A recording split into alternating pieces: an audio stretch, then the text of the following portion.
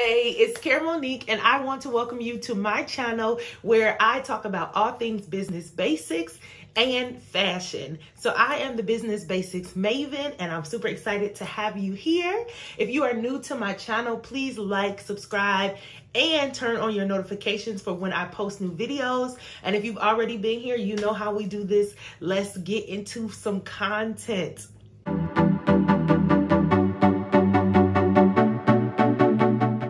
So today's lesson, we are actually going to talk about the 6 things that you should do when you are thinking about starting a business or getting a business idea.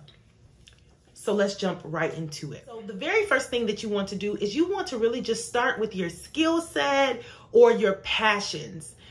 I know everyone doesn't believe that their passion is profitable, and that's fair. Your passion may not be the most profitable idea for you or the most profitable thing for you, but that is something to consider. If you don't have an idea yet, think about what you're passionate about, and can that be profitable? Is there someone out there who has a problem that you could solve with your passion? Also thinking about your skill sets, what are you really good at? Can you sell a skill? Are you a writer? Are you an artist? Are you a coach? Whatever that looks like, see if one of your skills could be a business. The other thing to think about is trends in the market. This kind of goes right along with your skills and your passion. Think about things that are trending in the market, things that are trending in the industry. Do your passions or skills align with any of that?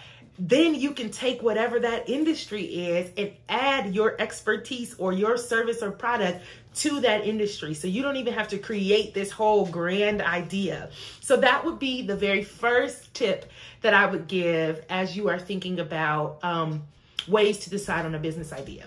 The second tip I would give is to do market research. It is pivotal that you do market research, that you don't just go out here and say, I'm going to sell Skittles because people like Skittles. You really want to think about what it is that you can do to become profitable and what problem it is that you can solve for folks. And you can do this by understanding the market and understanding research, doing the research that helps you understand what business you're going into. And I will add a couple of tools right here for you to check out. And here's my Nola. This is my dog. Get down, Nola. But I'll add, because she wants some attention. Hey, girl. One of my dogs. I actually have 2 dogs. She has a little brother named Nipsey.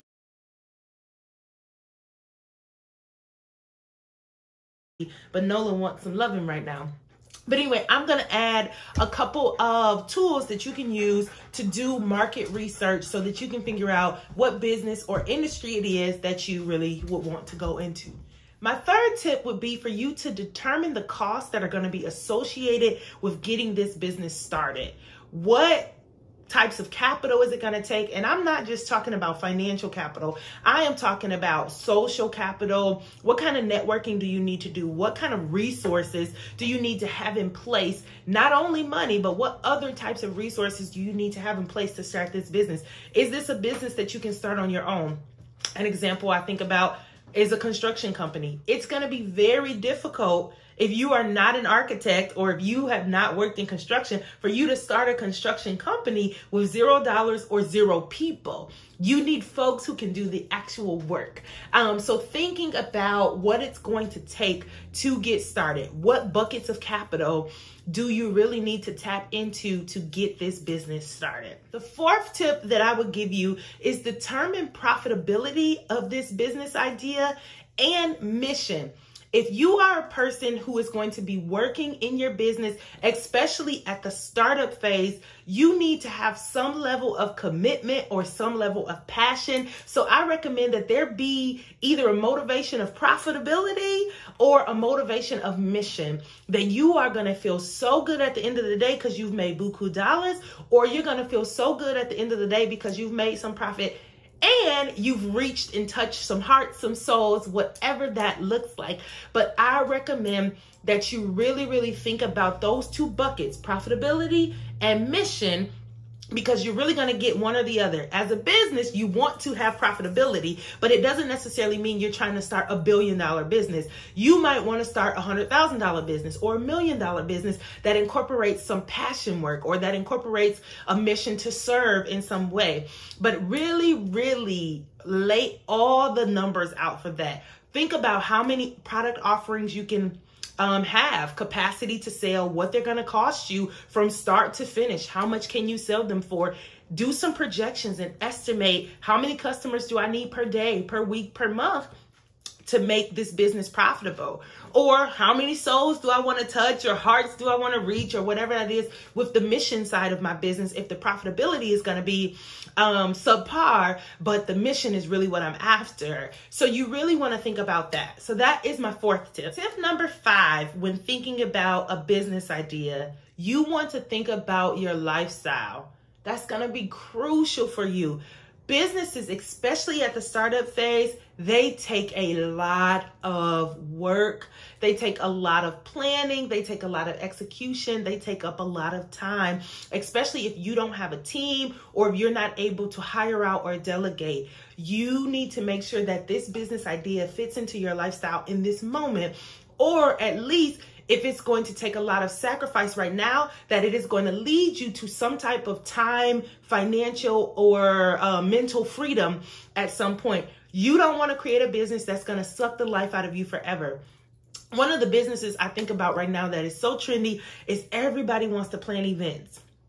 Yes, people are having lots of events. Yes, events are super important. Yes, people want their events to be super glammed out. But are you the kind of person that works a 9 to 5, 40 plus hours, Monday through Friday, and then you're booking all weekend, Friday night through Sunday morning, setting up events, and then you have zero time for working out or self-care, or zero time for your family, or maybe you have children that have sports or things like that? I'm not saying that this idea is not a good idea, but maybe you need a team. You can't start this business as a one-man or one-woman show, potentially. Maybe you need to hire some folks to do some things, or maybe you act as a liaison. Maybe you're the person, instead of you're the actual person that does event decor, you're the person that they hire to bring all the pieces together. So you're hiring the caterer, you're the planner, you're hiring the person that does the balloons and the table settings and all of that. So you more so act as a coordinator, and in the evenings you're just making a couple phone calls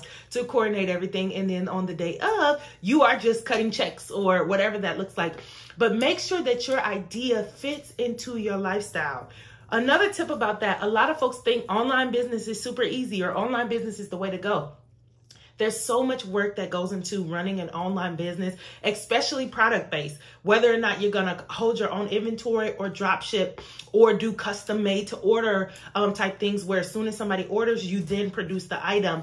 Lots of thinking has to go into that. Also, people have to know you exist. Just because you create a website, it doesn't mean that people come to it. You're going to have a marketing plan in place. Any business that you run, you're going to have a marketing plan, but especially online businesses, you're going to have to run some type of ads. You're going to have to get traffic and folks to you.